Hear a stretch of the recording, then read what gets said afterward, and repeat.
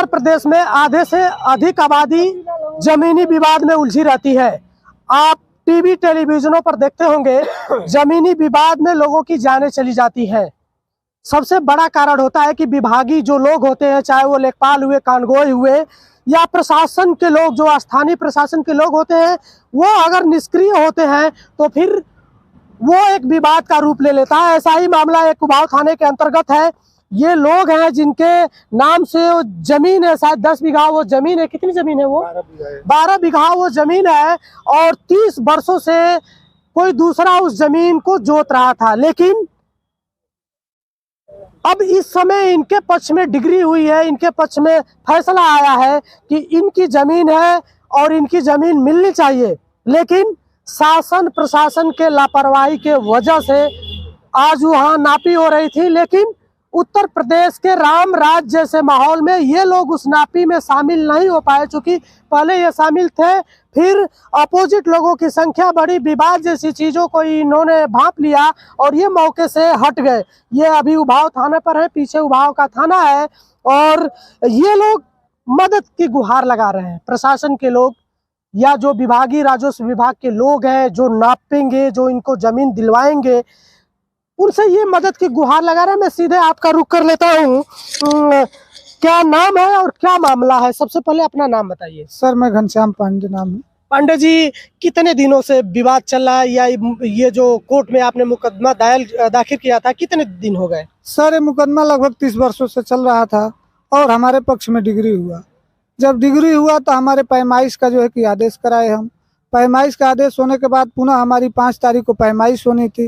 पैमाइश नहीं हुई, हम लोग घर जा रहे थे तो पकड़ के गड्ढे में ढकेल करके हमारे विनायक प्रसाद पांडे चाचा को जो है कि गले पर धारदार हथियार से वार किया और फर्जी तरीके से आ करके उभाव में मुकदमा दर्ज कराया। कौन वो लोग हैं जो 30 वर्ष से आपकी जमीन को कब्जा किए हुए हैं? छेदी उर्फ व्यास हैं, उनके पुत्र अजय आदर्श आनंद हैं, जो कि आज फिर पुनः मेरी पैमाइश थी। और जब हम लोग पैमाइश कराने गए तो खेत के अगल बगल के लोग के खेत वाले नहीं थे, उन्हीं लोगों के कम से कम 100 या 75 लोग अगल बगल कवर किए हुए थे। और जब हम लोग बीच ताल में गए तो मारने की धमकी भी दे रहे थे, इसीलिए हम लोग चले आए। हम कानगो साहब से कहे कि सर प्रशासन ले लीजिए, उन्होंने कहा कि प्रशासन की आवश्यकता नहीं है, हम देख लेंगे। और इसी वजह से आधे पैमाइश होते हुए हम लोग छोड़ के चले आए। जी, जो अपोजिट है, जिनसे आपका विवाद है, उनकी भी कोई जगह जमीन है क्या वहाँ पे? सर उनकी भी जमीन थी तो वो बेच चुके हैं, अपनी जमीन को बेच चुके और फर्जी तरीके से, वो बहुत फ्रॉड किस्म के आदमी है, एक मुसलमान के भी पुत्र बन चुके हैं और इसी तरीके से वो जमीन का काम करते हैं, फर्जी तरीके से भू माफिया के तरफ से रहते हैं। उत्तर प्रदेश में राम राज्य की दावा करने वाले लोगों को इन वीडियो को देखना चाहिए। अब इनके नाम से ज़मीन है, कोर्ट ने भी आदेश जारी कर दिया, इनकी डिग्री हो गई है, लेकिन ये ज़मीन नहीं पा रहे हैं। तो आप अंदाज़ा लगा सकते हैं कि उत्तर प्रदेश में एक डर का माहौल बना हुआ है। जिनके नाम से ज़मीन है वो काबिज नहीं हो पा रहे हैं और 30 वर्ष से जो कब्जे के रूप में थे, आज भी वो ज़मीन पर अपना अधिकार जमा रहे हैं। और कुछ हुआ था क्या आप लोगों के साथ? मारपीट जैसी घटना हुई थी क्या? सर 5 तारीख को हुई थी, जब हम लोग की पैमाइश की आदेश था कि 5 को पैमाइश होगा और किसी कारण से लेखपाल और कानगो नहीं आ सके। हम लोग घर जाने लगे तो रास्ते में हम लोग को घेर करके गढ़ई में ढकेल दिया और उससे धारदार हथियार से विनायक प्रसाद के गाल पर वार किया और फर्जी तरीके से आकर के उभाव इंस्पेक्टर के यहाँ मुकदमा दर्ज करा करके हम लोगों को फंसाने की साजिश रच रहा है। कि आज कितने लोगों की संख्या रही होगी जो मौके पर आप गए थे? सर बीच ताल में कम से कम 7-8 बोलेरो में थे और 100 से 75 आदमी थे और सारे लोग खेत के चारों तरफ थे। जिनका खेत था वो दिखाई नहीं दे रहे थे और पता नहीं कहाँ से लोग 75 लोग आए हुए थे। ना उनका खेत है, ना वहाँ घर है, ना कुछ है। वो लोग क्या कर रहे थे? वो किस किस्म के आदमी हो सकते हैं? सर वो बदमाश किस्म के आदमी हो सकते हैं। सर इन्हीं की साजिश हो सकती है, छेदी उर्फ व्यास की। एक और लड़का है, मैं इससे बात कर लूँ। क्या नाम है तुम्हारा? सूर्यकांत पांडे। कितनी उम्र है? 18 वर्ष। क्या हुआ था तुम्हारे साथ?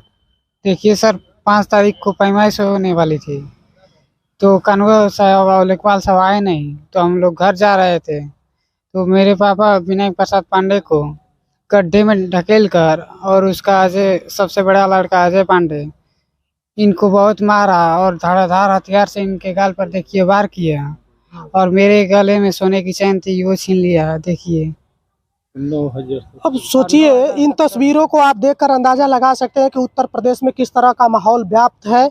चूंकि इन प्रक्रिया में जांच होनी चाहिए। अगर ये सत्य है, इनके पक्ष में फैसला आया है, इनकी जमीन है, तो इनको मिलनी भी चाहिए। उत्तर प्रदेश की स्थिति इन तस्वीरों को देखकर आप यही सोचेंगे कि काफ़ी दयनीय है, डरावनी है।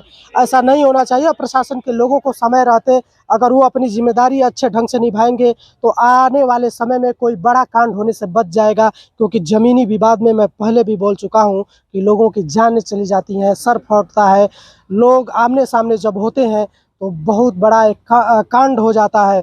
उत्तर प्रदेश की स्थिति बद से बदतर होती जा रही है। जगह जगह आपको इस तरह की घटनाएं देखने को मिल जाएंगी। लेकिन एक बार मैं फिर इस बात को ज़रूर बोलूँगा कि जो जिम्मेदार लोग हैं, चाहे वो क्षेत्रीय प्रशासन हुआ, चाहे विभागीय जो जिम्मेदार लोग हैं, उनको अगर वो जिम्मेदारी से काम करें तो इन घटनाओं से बचा जा सकता है। बाकी बलिया की इस सरजमी से और उभाव थाना से ये मेरा प्रयास कैसा रहा, आप कमेंट बॉक्स में लिखकर ज़रूर बताइएगा। और ये भी आप लिखिएगा कि अगर इनके नाम से ज़मीन है तो इनको वो ज़मीन मिलनी चाहिए कि नहीं मिलनी चाहिए। मैं अगले किसी वीडियो में फिर मिलूँगा, तब तक के लिए धन्यवाद।